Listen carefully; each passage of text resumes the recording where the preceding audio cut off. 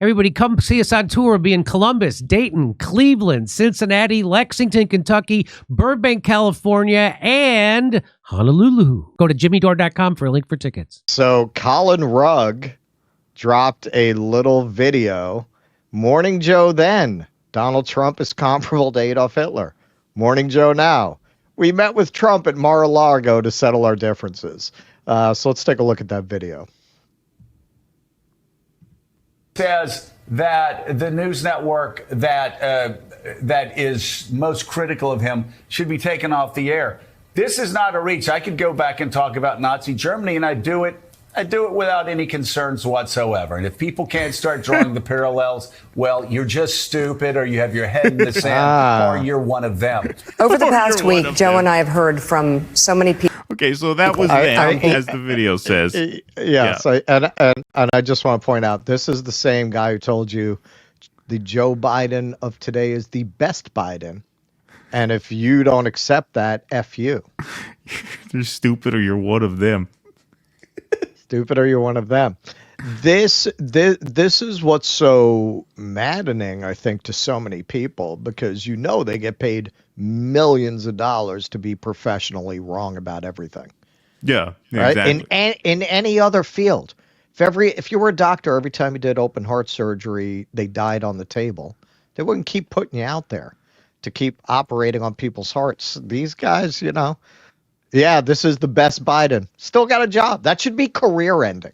If there were any accountability in media, if they were there to inform and not to propagandize, not to peddle a narrative, they wouldn't have this job.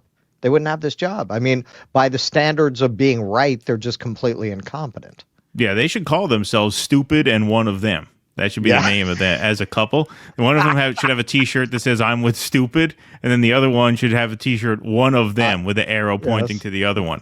Yeah, yeah, or have a picture from Todd Browning's Freaks, One of Us.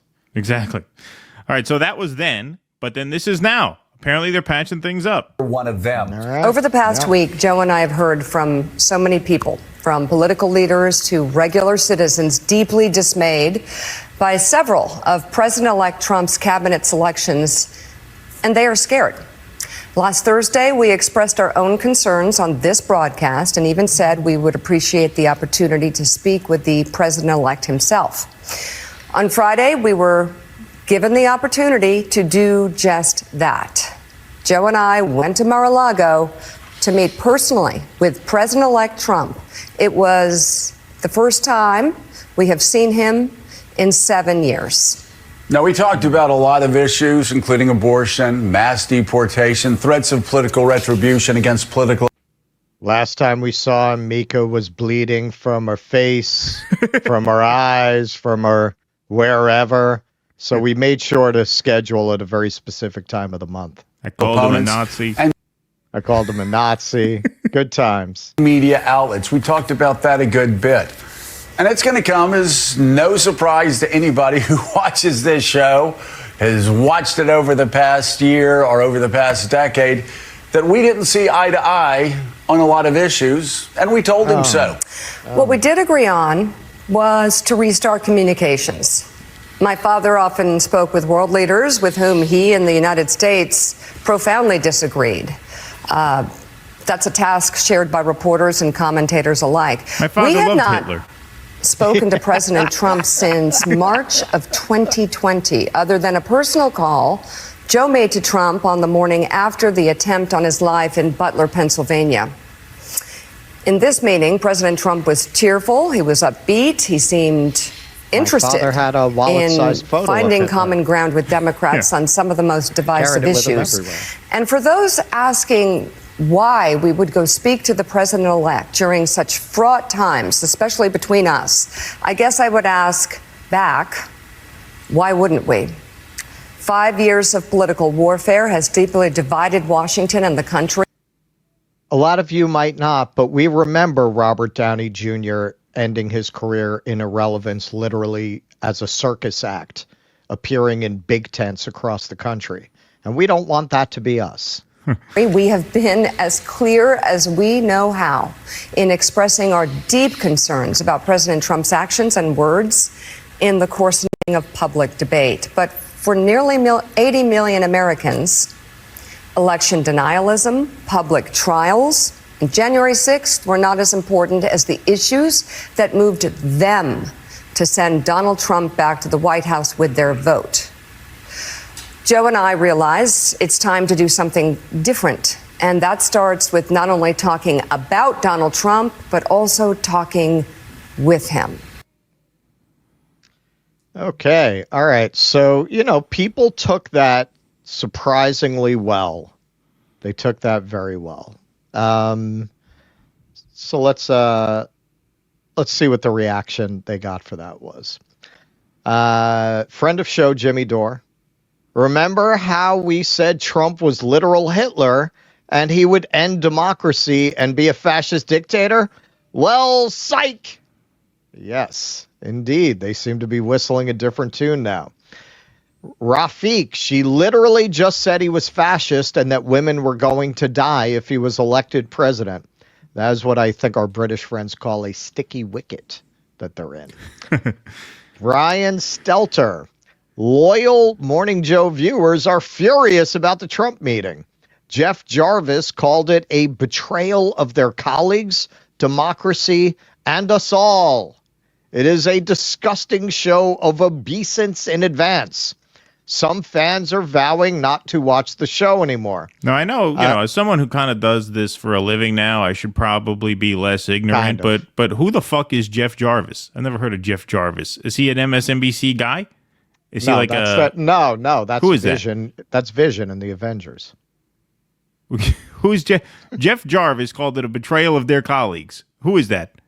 I really don't know. It must be somebody who works at MSNBC. I never heard of him. Is that a host or is that an executive or something? Well, Brian Stelter is the king of relevance. So yeah, people are clamoring to find out. It's just very interesting. He's talking about the threat of fans vowing not to watch the show anymore. Both CNN and MSNBC completely tanked right after the election. A lot of the viewers that remained, and they've been on a downward trajectory for several years, there was a big drop-off after the Mueller report because you're starting to get down to the dumbest people who still watch this stuff, and it's becoming too much for them. So you're getting another layer of dummies who are just going away from these shows. Now you're down to, I don't know, man. I mean, you got people on IVs at the nursing home left at this point. Like who's watching, and they're not even choosing to watch it. The nurses' aides are putting it on. Yeah, right. Yeah, in the room. Like who at 6 who in is the morning. Left? Who's left to complain? Who's really left to complain? And of course, I mean, in my opinion, I think it's kind of obvious. That's what this is about. These shows are terrified of sliding into irrelevance.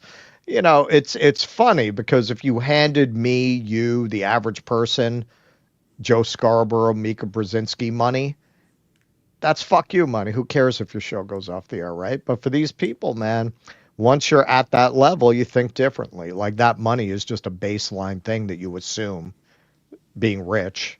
That's not good enough anymore. You have to be rich and powerful. You have to be rich, powerful, famous. You have to be relevant. That's why they would fight. That's why they would sacrifice their dignity to try to keep this piece of garbage show going when they don't need the money. There's no way they need to keep this going. We're going to be collecting bottles and cans if Morning Joe goes off the air. So what do they need to sacrifice their dignity for? That's how narcissistic and egocentric people like this are. Well, I would also say, too, that I think there is a lesson to be learned and a lesson that should have been learned back in 2016, which is that the absolute worst way to attack Donald Trump is to make him into this foreign thing, this just intrinsically out of bounds, disqualified thing. The most effective tact against Trump was always just to normalize him, and that's something that they refused to do. They refused to do in 2016, and then when they lost in 2016, they thought it was a weird fluke because she won the popular vote, and they were chirping about the Russians and blah, blah, blah. With a verdict like this, with a popular vote win, and a win in every swing state, I think it's becoming obvious to people that they're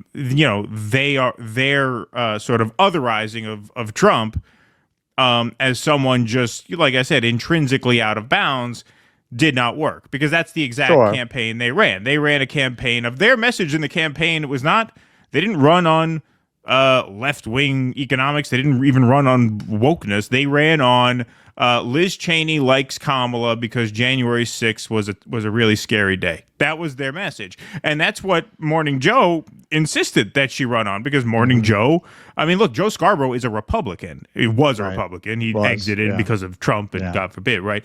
But, I mean, he's a conservative who doesn't like the woke identity politics, and he doesn't like workers to have decent wages. So what does he want the Democrats to do? He wants them to run as basically Republicans who don't do January 6th. That's basically what he wants the Democrats to do. And I think they realize that that is a dead end. And so now I think a lot of people are realizing that they have to engage in a policy discussion, because this just blanket stigmatization of Trump and the Trump movement has been a total failure. It has been a total failure. They got lucky in 2020 when Trump basically disqualified himself by saying one day, don't worry about COVID, the next day pushing Operation Warp Speed. Then he gets COVID, he says he's fine, then he goes to Walter Reed Hospital. He disqualified himself. But there was never a successful effort to make any of this other stuff, the lawfare, the January 6th, the Russiagate. There was never a successful effort to make any of that stick. That has failed every time they've tried. And now it's failed to such an extent that he's back. After all of this, after 8 years, he's back for another 4. So they have no choice but to change tactics. And don't forget one final thing. Joe and Mika liked Donald Trump until 2016. They had him on their show pretty regularly. Like, they were chummy. They were not enemies. Right. Well, this is why I say I think you're giving them more credit than they deserve. I think it's a business move. I think all of these people are deeply narcissistic and don't really have any principles. They can see which way the wind is blowing, and they're trying to find a way to maintain relevance, and more importantly for journalists, to maintain access. Well, clearly, I think these people are going to be in power for the foreseeable future. And this is why I keep comparing this cultural moment to the Reagan Revolution, where, going to what you're saying, where they kind of gave up their resistance and they wound up, it started as, we're going to listen, we're going to talk, we're going to engage, and it ended up with, we're going to be them. Right? By the time you get to Bill Clinton, we're going to be them. This is why a lot of libs would protest when you say this. You know, eventually you guys are going to be supporting somebody like Donald Trump and saying people have to vote for them because they're better than, whatever, Genghis Khan, whatever the Republicans are running. And this is how you get there. This is how you get there. Now that, yes, they realize what they didn't work. So what's the next step? Okay, well, so what ideas do they have that we can co-opt and present ourselves as them? Because they won. That was what happened after Reagan. It was this purging of the New Deal Democrats out of the party, the silence of labor, the silence of the economic left, and the elevation of identity politics and neoliberalism. Yes, of course. Of course. We got some more reactions here. Okay. All right, so Glenn Greenwald. I know there are many contenders, but Joe Scarborough and Mika Brzenzski are the two most pathetic worms in corporate media.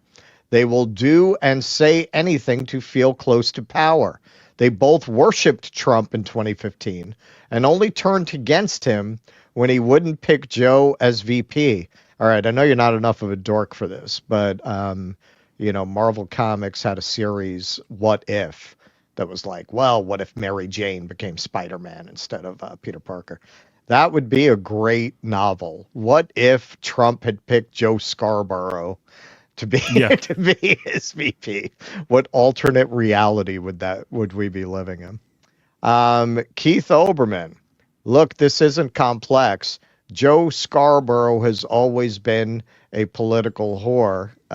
It takes one to know one, Keith. Yes. Stop clock, right time. You're not wrong about this, but you might not be the best messenger.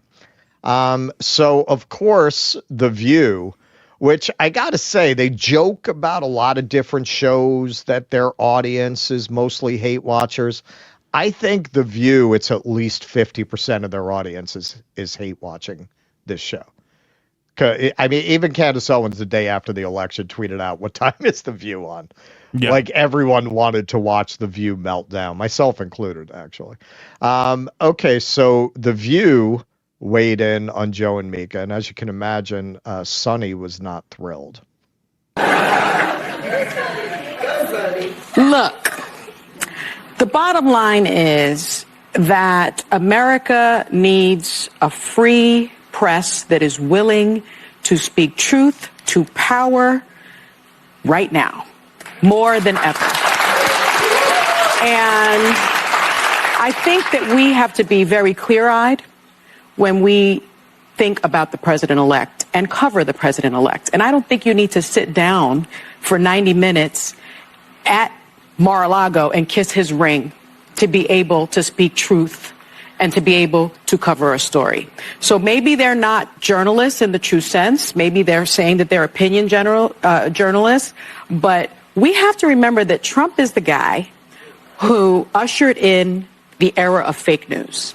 He is the guy who ushered... That's actually not true. Okay, yes. That's not Thank true. You. It was actually Hillary Clinton who coined the term fake news when she was giving a speech in the summer of 2016 going after Alex Jones. She called Alex Jones fake news. That was the thing. There's this fake news ecosystem around Trump, and then Trump threw it back at them and said, turns out you guys were the fake news the whole time after he won, because the fake news the whole time was that I had no chance to win.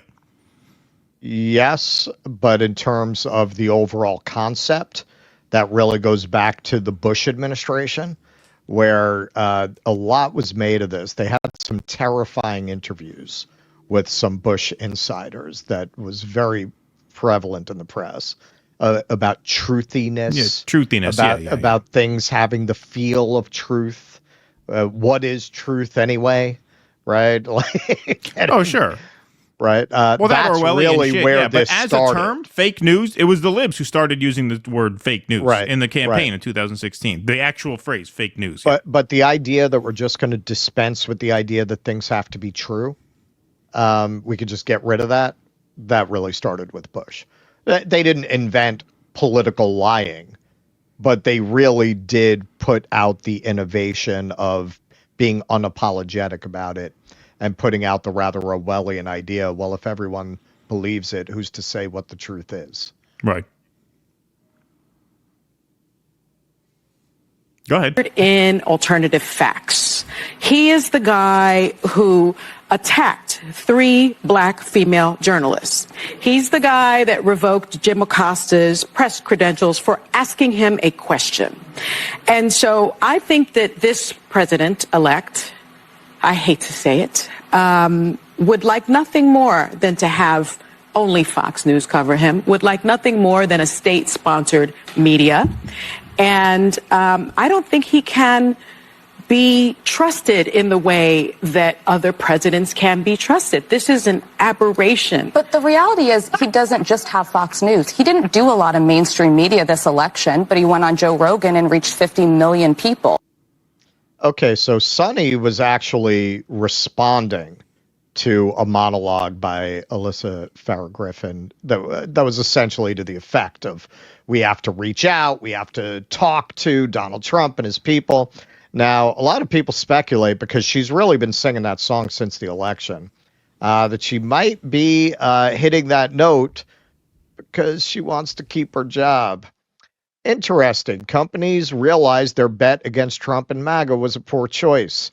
The Washington Post and LA Times newspapers are changing their writers to include conservative voices. ABC's The View is panicking to add Trump voices to the show. So if you're one of the people who's meant to represent the conservatives on the show, your job is in jeopardy. Maybe you're not Trumpy enough, so they get somebody Trumpier and replace you. So that might be why she's been so outspoken since the election. But this is what I mean when I compare it to the Reagan years. The Reagan years saw a very fast cultural change. And hey, that's commercially driven. Most of these companies, they're not really ideological. They're not really true believers. In the end, they're sociopathic corporations that want to make a profit. They can see where the wind is blowing. And in the journalism business, what are you going to do? You're going to spend 4 years in the wilderness having no access to the White House while the conservative media continues to eat your lunch? So they're all going to come around. They're going to come around. Now, what do the remaining libs do when their favored Trump derangement syndrome victims turn on them in their effort to do this dance of pleasing both the needs of access and the needs of their Kool-Aid drinking audience? Who knows? They're between a rock and a hard place. I don't think it's salvageable. I think these are desperation moves. Could be true. Could be right. Everybody come see us on tour. We'll be in Columbus, Dayton, Cleveland, Cincinnati, Lexington, Kentucky, Burbank, California, and Honolulu. Go to jimmydore.com for a link for tickets.